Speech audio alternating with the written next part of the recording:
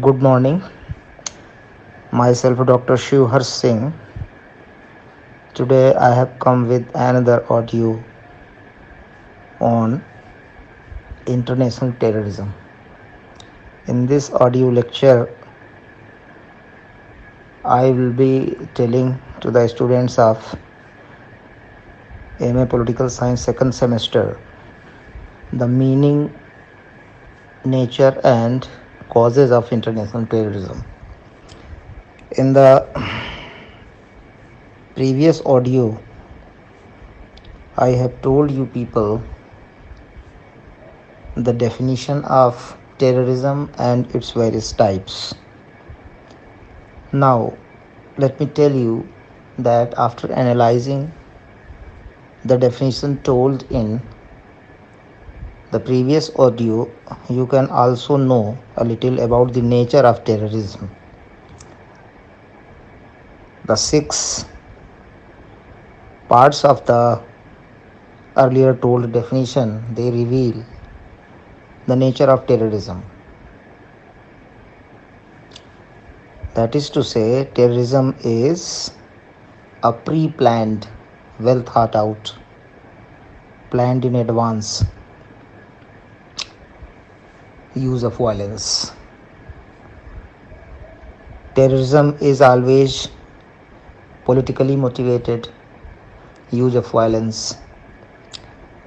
Terrorism is organized use of violence. Terrorism is perpetrated by subnational groups or clandestine agents, and terrorism always intends to influence an audience. These six things they reveal the nature of terrorism. At the same time, there are some more things that can be included in the nature of terrorism. I have already told you that terrorism is a different kind of politics. Terrorism is politics because it uses violence to achieve political ends. And let me tell you, I have told you people so many times during my lectures in the classroom that politics always uses two resources to achieve its ends. These two resources are violence and wealth. So, here in terrorism, politics uses violence as a resource, as a tool to achieve its own ends. Therefore, terrorism is politics, power politics, or realist politics.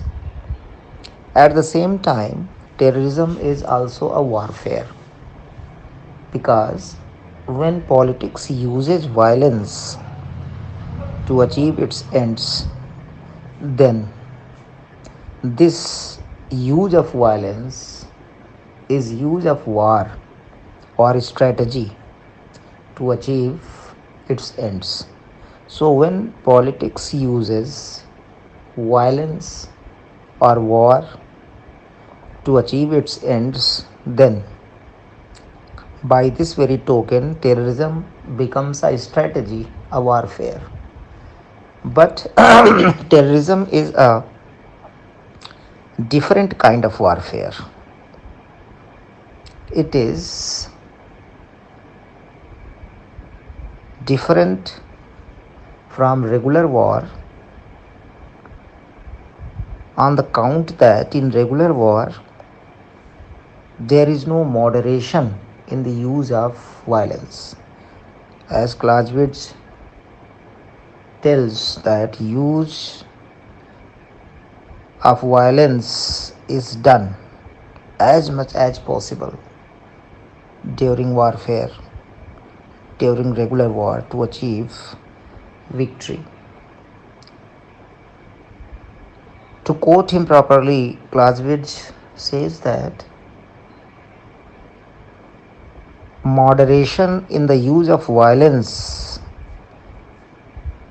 in war is absurdity. That is to say, in regular war, violence is used up to the hilt, and in terrorism, violence is used in a calculated manner. That is to say, this is big difference between this special kind of warfare that is called terrorism and in the regular war. In regular war, moderation, control in the use of violence is absurdity, whereas in terrorism, control or moderation in the use of violence is a good thing. It is planned. That is to say, in terrorist acts, violence is used in a very calculated manner. The aim of terrorists is not to kill so many people. Rather, a terrorist wants so many people watching, not so many people dead. Because a terrorist organization always aims to influence a big number of audience by the use of violence in order to produce terror in the minds of the people. Terror is the tactics used in terrorism. In terrorism, violence is used in a calculated manner in order to produce terror and thereby to produce fear in the minds of the people. And by using this fear, terrorist organizations influence the audience and want to garner their support. There are two ways to garner to get the support of the people. One is by the means of welfare, by the means of love, welfare, and good works. Out of love, welfare, and good work on the part of the politicians, people give support to the politicians. On the other hand, there is another way of enlisting the support of the people for their cause. This way is the way of fear. By fear also, out of fear also, people give support to political organizations. So here in terrorist activities, in terrorism, terror is spread among the people by the use of violence or by the calculated use of violence in order to produce fear in the minds of people, and by the way of this fear they want to garner the support of the people. Moving ahead, terrorism is the war of the weak against the strong. The terrorist organizations cannot fight conventional war or pitched battles because they are weak resource wise and they do not have other moral and material support as much as the nations have, as the armies of the nations have. So, terrorists always use the terror tactics to terrorize so many people and to produce fear in their hearts and minds, and by that way getting support of the people for their own cause. So, terrorism is war of the weak against the strong. Going ahead of this, let me tell you that terrorism, as I have already told you, is a faceless enemy. It is everywhere, it is nowhere. So, we cannot find the terrorist organizations clearly to fight them, to finish them. Therefore, it is very difficult to fight terrorism because these terrorist organizations are faceless. They are everywhere and they are nowhere. They are spread all over the world. And as I have told you in the first audio, that terrorist organizations are linked together. All the major terrorist organizations of the world, they are linked together. They have very intimate connections. So it is very difficult to defeat international terrorism, to finish it. And because of it being a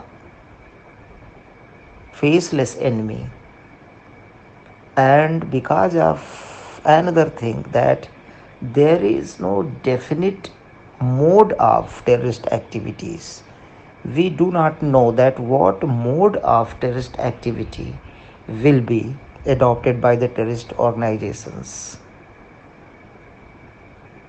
Terrorist organizations can use any kind of weapons. They can use ABC weapons, atomic, biological, and chemical weapons.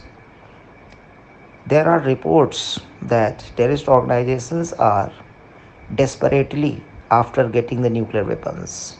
But the God is perhaps in the favor of the humanity that up to now terrorist organizations or no terrorist organization of the world could lay its hands on atomic weapons. Otherwise, that day will be very fatal. That day will be a doomsday for mankind if the terrorist organizations could lay their hands on atomic weapons.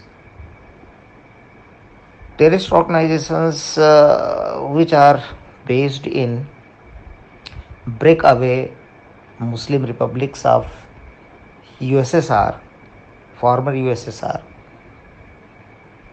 These breakaway republics of former USSR like Ukraine, Belarus, Azerbaijan, these republics are born with the bomb. When they became independent country, they already had the bomb. And from here, there is a great possibility of atomic bombs going to the hands of Muslim terrorists. So, the world has to unite to prevent this passage of nuclear weapons or atomic weapons into the hands of terrorists. But terrorist organizations have already used biological and chemical weapons. There are numerous examples. In the aftermath of September 11, 2001 terrorist attack on WTC of USA, anthrax laced envelopes were mailed to United States and so many people fell ill. This anthrax was a biological agent and the religious terrorist organization of Aum Shinrikyo, which is based in Japan, it has already used some lethal gas to kill so many people. And it is not proper to say anything about the present corona crisis It is better and diplomatic to remain tight lipped about its nature. And let me leave it here and let me go ahead. But this is also the nature of terrorism, that two things are very important in its nature that prevent the world from developing a strategy to fight the terrorism. One thing, that they are faceless, and the other thing, there is no definite modus operandi of terrorist organizations. Because of these two things, the world till date could not develop any effective strategy to fight terrorism. No country, including USA, which is the most powerful country on the earth, could produce any strategy to effectively fight terrorism. Now, let us go ahead. Let me tell you that terrorist organizations, they are always willing to terrorize as much people as possible, and they want to kill a few people. As I have told you that terrorists want a lot of people watching, not lot of people dead. That is why a terrorism expert, Brian Jenkins, said in 1974 that terrorism is theater. As in theater, the performer wants a lot of people watching and getting influenced. In the same way, a terrorist organization, when it perpetrates terrorist activity, wants a lot of people watching, not a lot of people dead. And sometimes the audio visual media, television channels, they play into the hands of terrorists. Suppose some terrorist activity takes place at some place and a few people die. The blotches of blood, they are beamed by television channels throughout the country. They are transmitted through audiovisual media throughout the country, throughout the world. And so many people, they get terrorized. There is high alert in the country. There may be high alert in the world. But this thing must be localized. A few people dead, a little blotch of blood, which is beamed through television network throughout the country, that helps the terrorist cause. Because, as I have told you, terrorists want a lot of people watching, not a lot of people dead. They want to terrorize a great number of people. So when television network, audiovisual media beams the images of terrorist activity throughout the country, then it plays into the hands of terrorist organizations, and it fulfills their aim of making a lot of people watching this terrorist activity and terrorizing a lot of people. Okay, now let me concentrate on the final leg of this lecture, which is the causes of international terrorism. Let me tell you that there are three major victims of terrorism. Three states: state of Israel, state of India, and lately United States of America. They are the three biggest victims of international terrorism. Recently, terrorist activities have taken place in Belgium, in France, in London, but still, Israel, India, and United States, they stand out as the biggest victims of terrorism.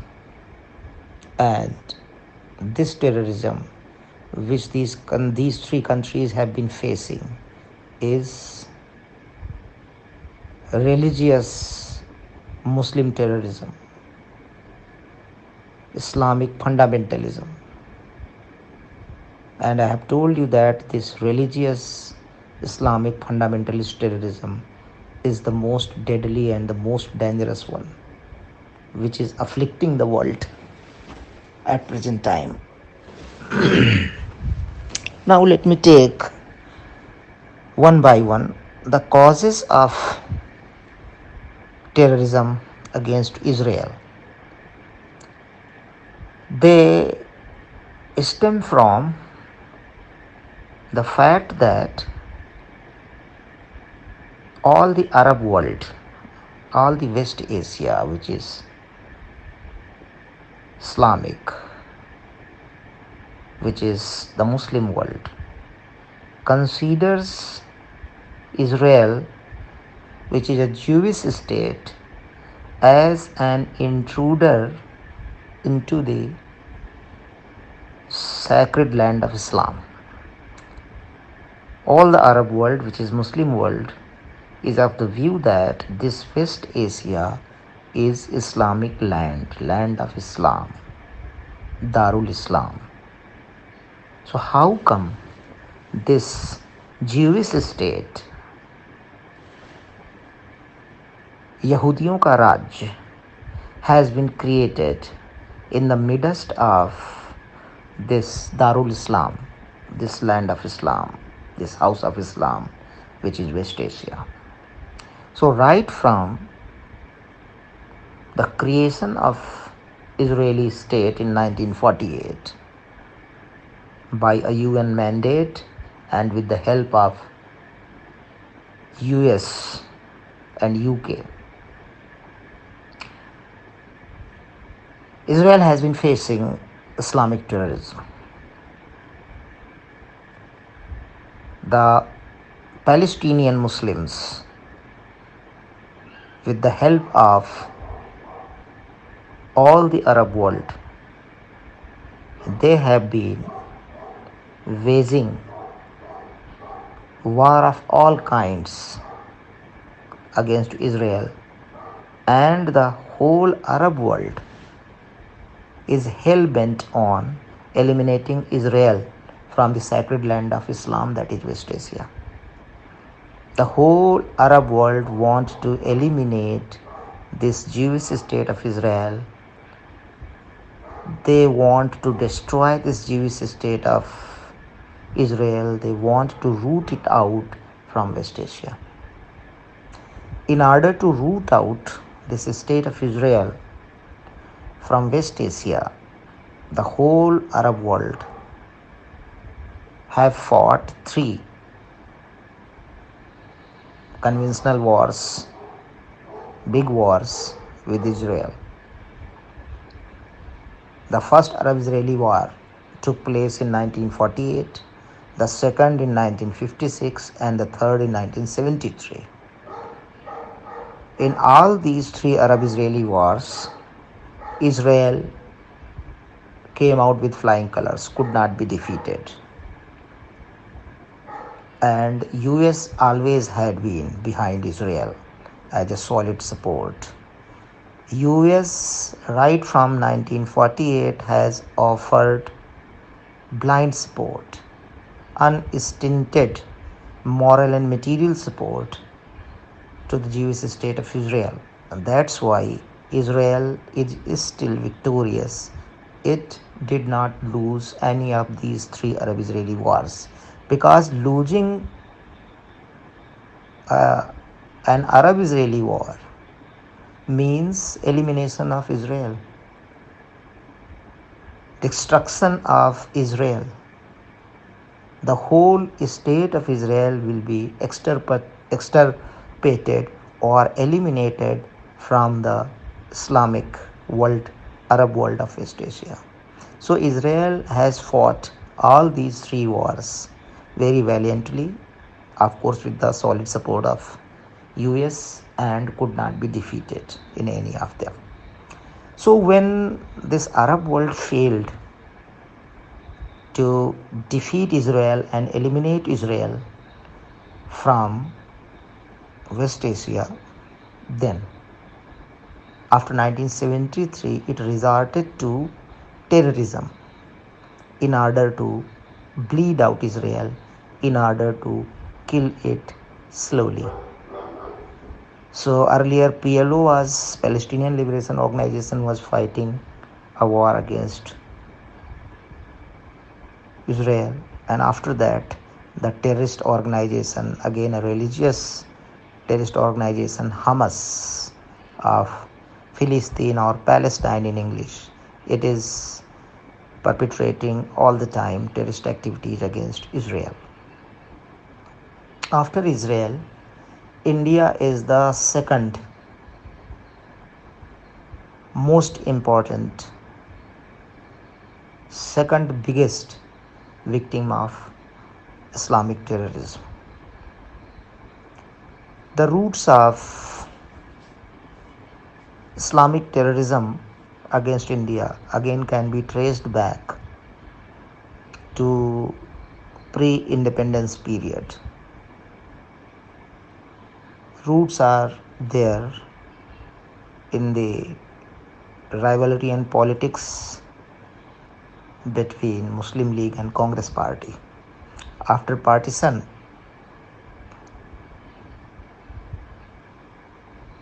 Pakistan represented Muslim League and India represented Congress. So after partition, after creation of these two countries of Pakistan and India, India and Pakistan, they have been waging relentless war against each other. Pakistan was created out of the Muslim dominated areas of United India, but it was not satisfied. It always wanted Kashmir, which was then an independent principality under Raja Hari Singh. So just after the independence in October 1948, Pakistan attacked India, and the attack was repulsed and neutralized by valiant Indian armed forces. And during this war, Raja Hari Singh, he acceded to the Union of India, and this accession of Jammu and Kashmir has been a final accession. India considers it as a final accession, but Pakistan never considered it a final accession to Indian Union.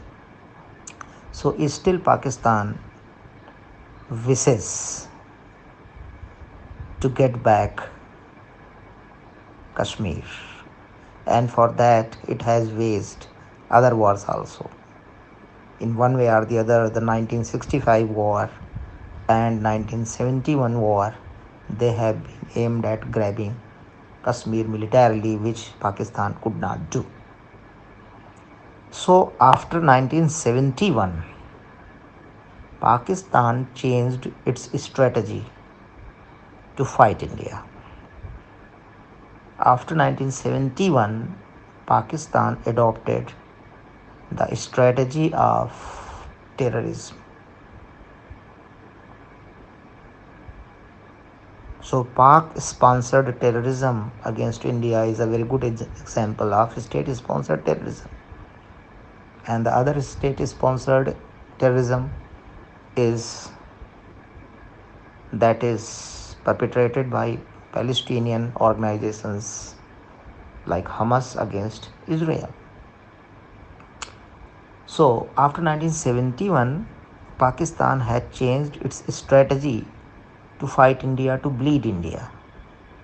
Now Pakistan has adopted, after 1971, the strategy of terrorism to bleed India slowly, to bleed India white. And up to now, as many people have been killed by Pakistan as have not been killed in three wars of 48, 65, and 71. So terrorism is very dangerous. Pak sponsored terrorism has been taking a toll of Indians since 1971. This terrorism intensified since 1980 because of so many reasons. Another reason is also that it wants to take the revenge of dismemberment of Pakistan at the hands of India in 1971. Everybody knows that in 1971 East Pakistan was cut off with the help of India and it became an independent country. So Pakistan also wants to take revenge of this dismemberment. But since 1980, around by the same time when Afghan, or you can say Afghanistan, faced the Russian intervention in December 1979. Russian intervention in Afghanistan took place in December 1979. And this was the time when Pakistan with USA, or you can say USA with Pakistan, they produced Mujahideens, trained Talibans inside Afghanistan, inside Pakistan, and through Pakistan, USA supplied arms to Afghan Mujahideens to fight and make Russian troops go back to Russia. When Afghan Accord was signed in 1986, and as a result of that, Russian forces went back to Russia and the Russian intervention of Afghanistan ended. Now these Talibans and Mujahideens became workless. So many of them were utilized by ISI of Pakistan with the complicity of Pakistani government against India. In Zia's regime, when Ziaul Haq came to rule Pakistan, then he also opened so many madrasas, and with the help of money, with the help of zakat from the countries like Saudi Arabia, Iran, and from wealthy businessmen of Pakistan and from other Islamic countries of the world, these madrasas flourished. They are still functioning in Pakistan and they produced Taliban's terrorists. And all these terrorists were used against India in order to pressurize India to come to the talking table over the question of Kashmir. Since Pakistan cannot fight India militarily, it has been clear in all the three wars of 48, 65, and 71.